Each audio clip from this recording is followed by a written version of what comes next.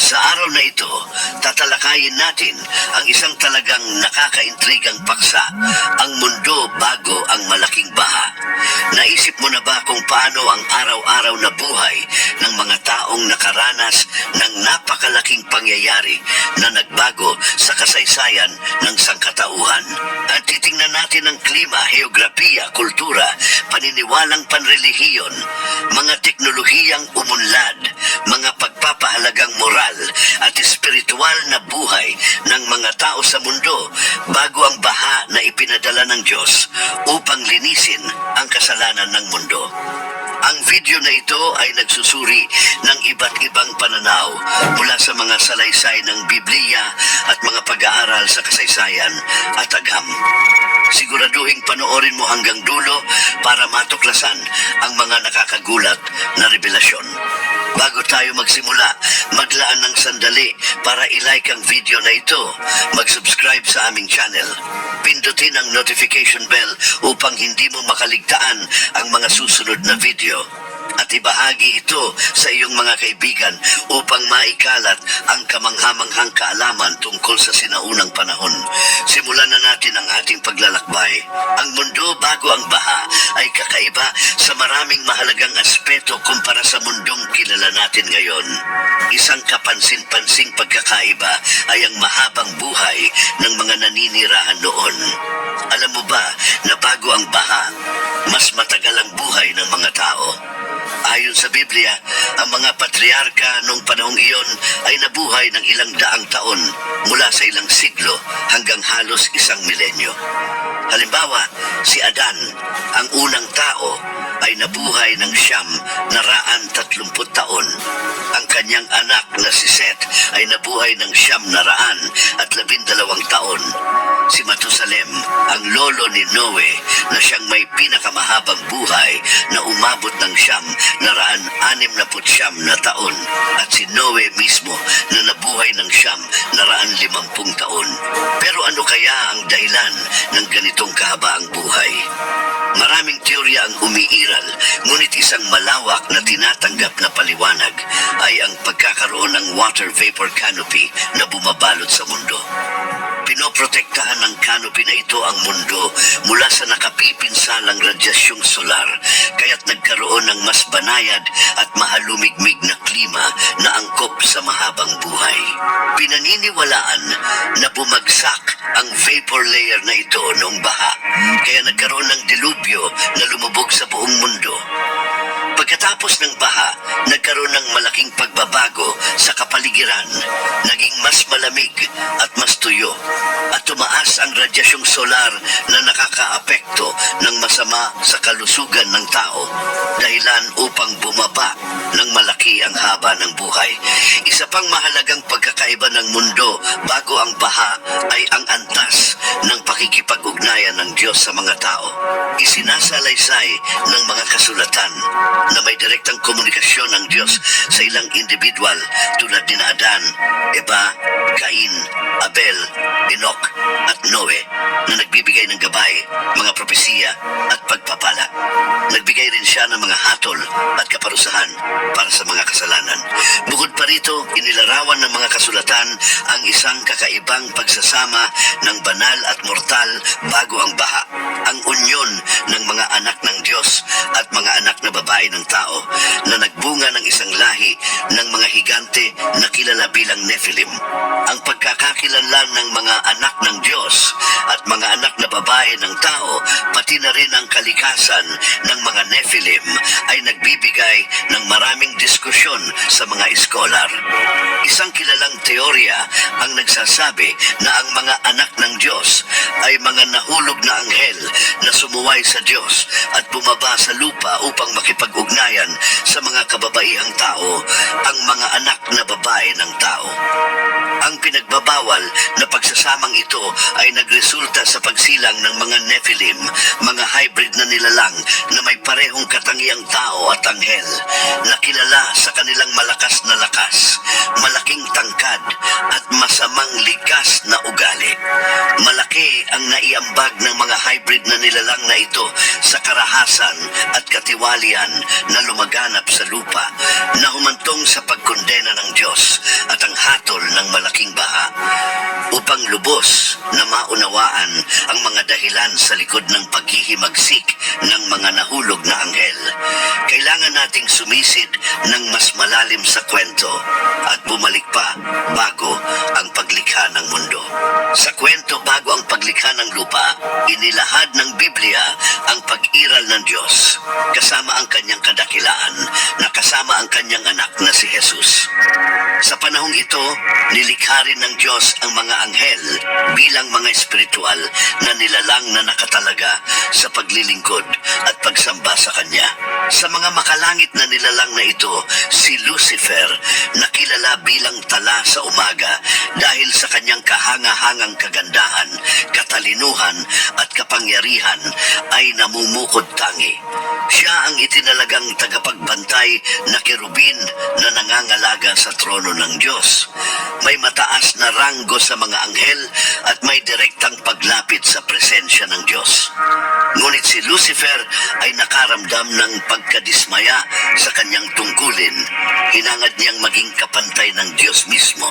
Dahil sa kanyang pagmamataas, inggit at walang hanggang ambisyon, napaniwala ni Lucifer ang ikatlong bahagi ng mga anghel na sumama sa kanyang paghihimagsik laban sa Diyos. Ang kanyang hangarin ay agawin ang trono ng Diyos at tumanggap ng pagsamba mula sa lahat ng nilikha. Gayunpaman, dahil sa kapangyarihan at soberanya ng Diyos, napigilan ang mga plano ni Lucifer at itinapon siya at ang kanyang mga rebelde mula sa langit. Inilipat sila sa lupa.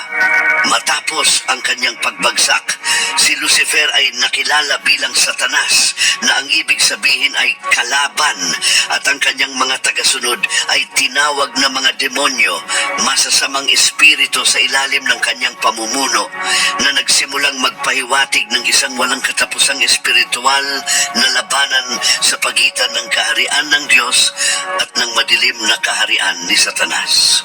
Nang likhain ng Diyos ang mundo at ilagay ang mga tao na ginawa ayon sa kanyang imahe, sa ibabaw nito, nakita ni Satanas ito bilang pagkakataon upang gantihan ng Diyos sa pamamagitan ng pagkasira ng kanyang bagong likha.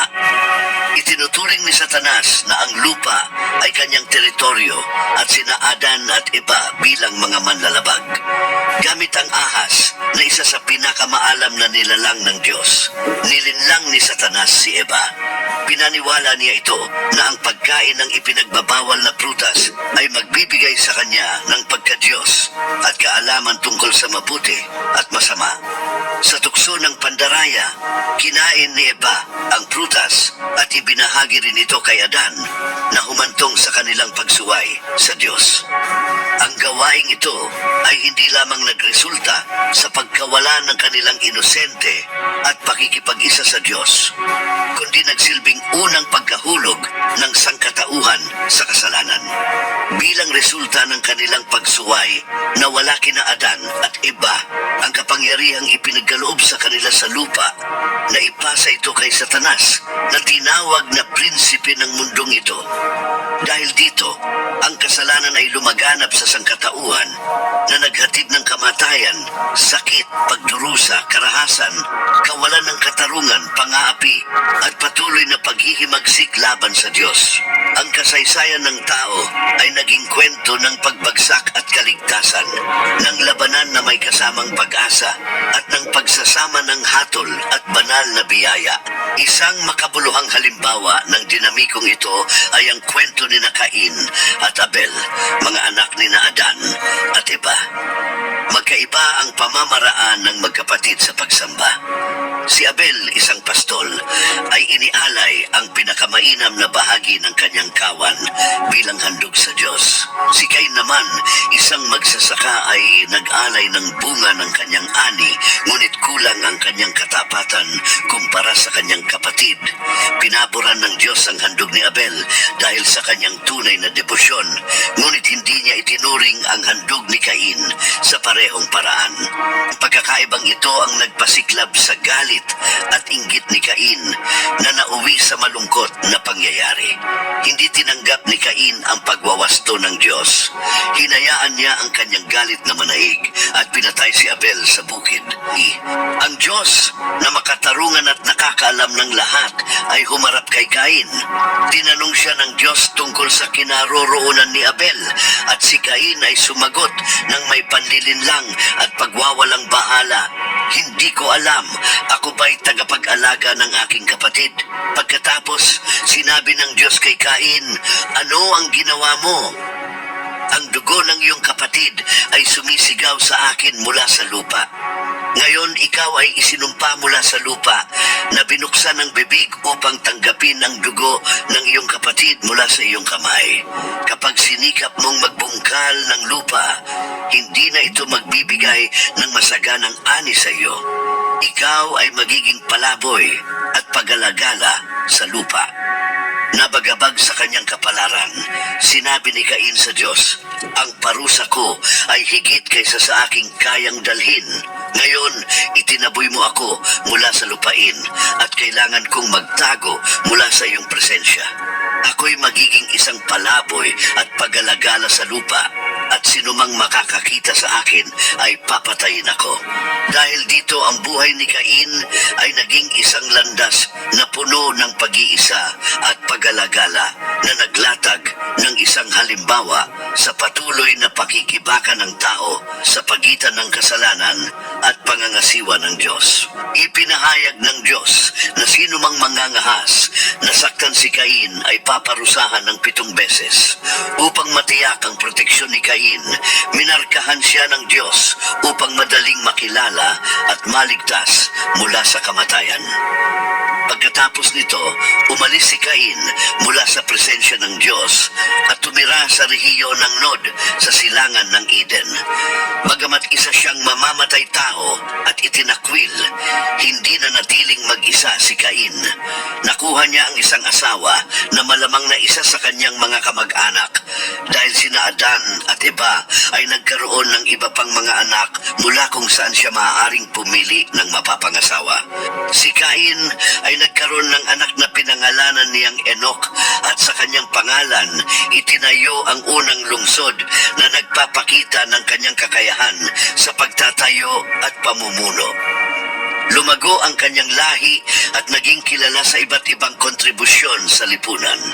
Si Jabal ay kinilala bilang unang nagpauso ng pag-aalaga ng mga hayop at pamumuhay sa mga tolda.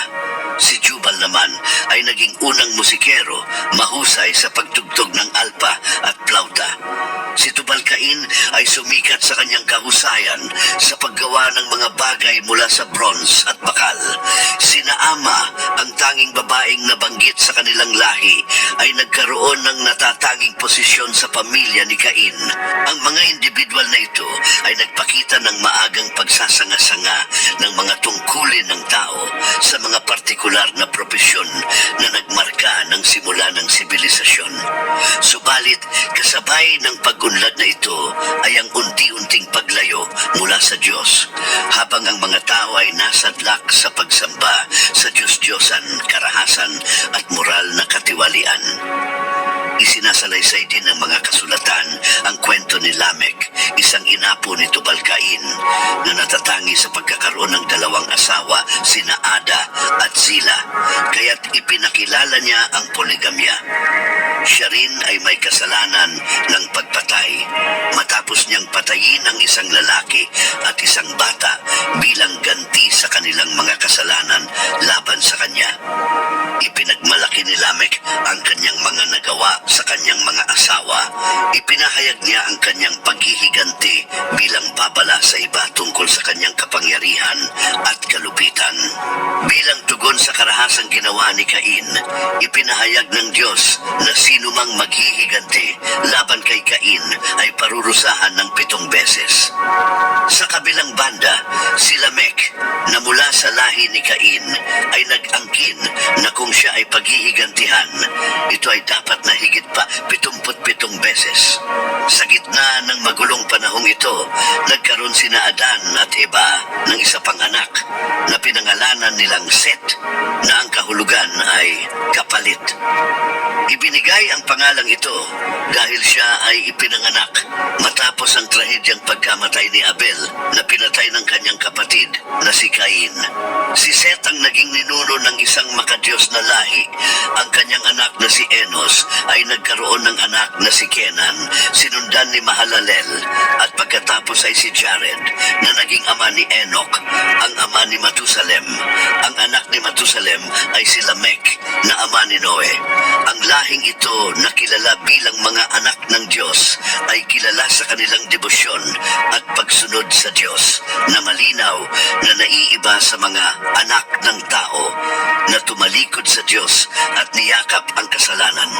Kabilang sa mga tapat ay si Enoch na kilala sa kanyang malalim na kaugnayan sa Diyos. Hindi tulad ng iba na binanggit lamang sa kanilang lahi, si Enoch ay pinarangalan dahil sa kanyang espiritual na pakikipag-isa sa Diyos. Sinasabi na siya ay lumakad ng napakalapit sa Diyos, kaya't siya ay kinuha sa langit nang hindi nakaranas ng kamatayan bilang patunay ng kanyang matuwid na pamumuhay. Si Enoch ay nagpatuloy rin bilang isang tinig ng propesiya na nagbabala tungkol sa hatol ng Diyos laban sa mga masasama. Ang kanyang buhay at pag-akyat sa langit ay nagsilbing gabay ng katuwiran na nagpapakita ng paghahanap sa kalooban ng Diyos sa kabila ng isang tiwaling henerasyon. Ang mundo bago ang baha ay tinampukan ng malawakang katiwalian at moral na pagbagsak, kung saan ang kasakiman at kasamaan ay laganap sa lipunan. Ang mga pamilya ay winasak ng hidwaan at ang pagsasamantala ay naging pangkaraniwan sa mga kapitbahay. Ang lupa ay itinuring ng Diyos na tiwali at puno ng karahasan, habang ang mga kaisipan ng tao ay laging nakatuon sa kasamaan. Nakita ng Diyos ang paglala ng kasamaan ng sangkatauhan at napansin na ang katiwalian ay sumalot sa lahat ng buhay na nilalang. Dahil sa matinding kalungkutan ng Diyos sa moral na pagkabulok ng sangkatauhan, nagpasiya siyang linisin ang mundo mula sa mga naninirahan dito, mga tao, kasama ang mga nilalang sa lupa, hangin at dagat. Subalit, sa gitna ng hatol na ito, namukod tangi si Noe bilang isang huwaran ng kabutihan. Si Noe ay itinuturing na matuwid at walang kapintasan sa kanyang panahon at nanatili siyang malapit sa Diyos. Siya ang ama ng 3 anak na sina Sem, Ham at Japet. Dahil sa pagkilala sa integridad ni Noe, pinagkatiwalaan siya ng Diyos ng isang napakalaking tungkulin. Ang paggawa ng isang malaking arka upang iligtas ang isang natitirang bahagi ng buhay sa pamamagitan ng isang napakalaking baha na idinisenyo upang baguhin ang takbo ng kasaysayan ng tao. Ang arka, ayon sa disenyo ng Diyos, ay isang napakalaking istruktura na may sukat na humigit kumulang 450 talampakan ng haba, 75 talampakan ng lapad, at 45 talampakan ng taas, ginawa upang tiisin ang lakas ng dilubyo. Ang sasakyang ito ay maingat na ginawa mula sa kahoy ng gopher na kilala sa tibay at paglaban nito sa tubig. Pinahiran ito ng alkitran sa loob at labas upang matiyak na hindi ito tutulo. May 3 palapag ang arka na may mga silid upang masilungan ang pamilya ni Noe, pati na rin ang humigit kumulang 40,000 hayop na bibigyan ng kanlungan at pagkain. Ang arka ay mayroon ding isang bintana at isang pintuan sa gilid nito na tanging ang Diyos lamang ang may kapangyarihang buksan o isara na sumisimbolo sa banal na kontrol at proteksyon. Sa loob ng humigit kumulang 120 taon, itinayo ni Noe ang arka na sinunod ng mahigpit ang mga tagubilin ng Diyos. Sa panahong ito, nagsilbi rin siya bilang isang mangangaral ng katuwiran. Hinihikayat ang kanyang mga kapanahon na tumalikod sa kanilang masasamang gawa at binabalaan sila sa nalalapit na kapahamakan. Kaya't ang arka ay hindi lamang isang kamanghamanghang likha ng sinaunang inhinyeriya, kundi isa ring malalim na simbolo ng awa at kaligtasan ng Diyos sa gitna ng papalapit na hatol. Sa kabila ng mga patuloy na babala ni Noe at ng kanyang hayag na pagsisikap sa pagtatayo ng arka, itinuring siya ng kanyang mga kapanahon bilang isang baliw. Tinutuyan nila siya, hindi naniniwala sa nalalapit na hatol ng Diyos dahil hindi pa kailanman umulan sa mundo noon. Hindi nila nalalaman ang paparating na napakalaking baha kung saan sisiklab ang mga tubig mula sa ilalim ng lupa at bubuhos ang ulan mula sa kalangitan. Kaya't nagpatuloy sila sa kanilang pang-araw-araw na gawain. Walang kamalay-malay sa kanilang pangangailangan para sa pagsisisi. Hindi nila naunawaan na ang araw ng paghuhukom ay darating ng hindi inaasahan tulad ng isang magnanakaw sa gabi. Ang tanging paraan ng kaligtasan nila ay ang pagpasok sa arka, isang hakbang ng pananampalataya na hindi nila nais gawin. Nang dumating ang takdang oras, inutusan ng Diyos si Noe na sumakay sa arka kasama ang kanyang pamilya dahil sa kanyang matatag na katuwiran. Inilahad ng Diyos ang mga hayop na dapat iligtas, 7 pares ng bawat malinis na hayop at 1 pares ng bawat di malinis na hayop, kasama ang 7 pares ng mga ibon upang matiyak ang pagpapatuloy ng kanilang mga uri pagkatapos ng baha. Ang utos na ito ay upang mapanatili ang buhay sa buong mundo matapos ang pinsalang dulot ng baha.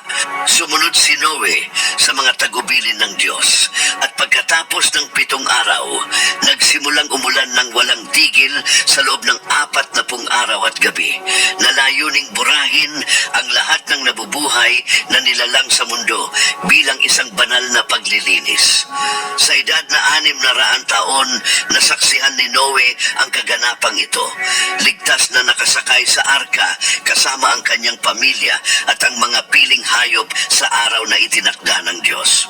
Ito ay isang makasaysayang sandali na nagpapakita ng kabagsikan ng hatol ng Diyos at ng kanyang biyaya. Nang magsimula ang malaking dilubyo na antig ang mismong pundasyon ng mundo, habang ang mga tubig mula sa ilalim ng lupa ay sumiklab at ang mga kalangitan ay bumukas, na nagbuhos ng ulan ng walang tigil sa loob ng 40 araw at gabi. Ang tubig ay napakataas, naangat ang arka at lumutang ito sa ibabaw ng bumubulang dagat. Ang mga baha ay umabot ng napakataas hanggang sa tinakpan ng tubig ang lahat ng mga bundok. Lumubog ang pinakamataas na bundok ng 15 siko ng tubig. Ang napakalaking baha ay napakalupit at walang pinipili na sumira sa buhay ng bawat nilalang na nasa tuyong lupa, mula sa mga ibon hanggang sa mga hayop, mga ligaw na hayop, at lahat ng sangkatauhan maliban kay Noe at sa mga kasama niya sa arka. Lahat ng mga may buhay na humihinga ng hangin ay namatay habang nilalamon ng tubig ang mundo, tinatanggal ang lahat ng bakas ng buhay sa ibabaw ng lupa. Si Noe, ang kanyang pamilya at ang mga hayop na kasama nila sa arka ang tanging nakaligtas sa malawak na karagatan ng tubig, hiwalay mula sa mundo sa loob ng 150 araw habang patuloy ang pagbaha masama sa lupa. Subalit, hindi sila kinalimutan ng Diyos. Sa takdang panahon, pinahipan ng Diyos ang hangin sa buong mundo na nagbigay ng senyales ng pagtatapos ng baha. Isinara ang mga pinagkukunan ng tubig mula sa ilalim ng lupa at itinigil ang walang humpay na ulan. Unti-unting nagsimulang humupa ang mga tubig, patuloy na bumababa sa mga susunod na buwan. Pagkatapos ng 150 araw ng tuloy-tuloy na pagbaba, ang arka ay huminto sa 17 araw ng 7 buwan sa mga bundok ng Ararat. Habang patuloy na humuhupa ang tubig, nagsimulang lumitaw ang mga tuktok ng bundok sa unang araw ng 10 buwan, ipinapakita ang tuyong lupa. Matapos maghintay ng karagdagang 40 araw, binuksan ni Noe ang bintana ng arka at nagpalaya ng isang uwak. Lumipad ang uwak pabalik-balik, sinusuri ang kalupaan hanggang sa tuluyang matuyo ang lupa. Pagkatapos, nagpalaya si Noe ng isang kalapati upang higit pang siyasatin ang kondisyon ng lupa. Gayunpaman, bumalik ang kalapati dahil wala itong matagpuang mapagpapahingahan sapagkat ang tubig ay sumasakop pa rin sa malaking bahagi ng lupa. Maingat na kinuha ni Noe ang kalapati at ibinalik ito sa loob ng arka. Pagkaraan ng 7 araw, muli niyang pinalipad ang kalapati. Sa pagkakataong ito, bumalik ang kalapati sa gabi na may dala nitong dahon ng oliba sa tuka na nagbibigay ng hudyat kay Noe na ang mga halaman ay muling umuusbong at ang mga tubig ay patuloy na humuhupa. Bagaman may pag-asa, naging maingat si Noe at naghintay ng karagdagang 7 araw bago muling pinalaya ang kalapati. Sa pagkakataong ito, hindi na bumalik ang ibon na nangangahulugang ang lupa ay nagiging tirahan na muli. Nang makumpirma na tuyo na ang lupa, inalis ni Noe ang takip ng arka at nakita niyang tuyong-tuyo na nga ang lupa. Sa 601 taon, sa unang araw ng unang buwan, natuyo na ang lupa. At sa 27 araw ng 2 buwan, ganap ng tuyo ang mundo. Inutusan ng Diyos si Noe na lumabas mula sa arka kasama ang kanyang pamilya at lahat ng mga hayop na nakaligtas sa baha. Ang utos na ito ay upang muling paramihin at punuin ang mundo ng buhay, na muling ibalik ang kasaganaan sa malawak na kalupaan. Si Noe ang mangunguna sa paglabas ng lahat ng nilalang upang sila'y magpakarami at muling punuin ang mundo ng buhay at gawain na nagmamarka ng bagong simula para sa lahat ng nilalang. Lumabas si Noe mula sa arka kasama ang kanyang mga anak, ang kanyang asawa at ang mga asawa ng kanyang mga anak.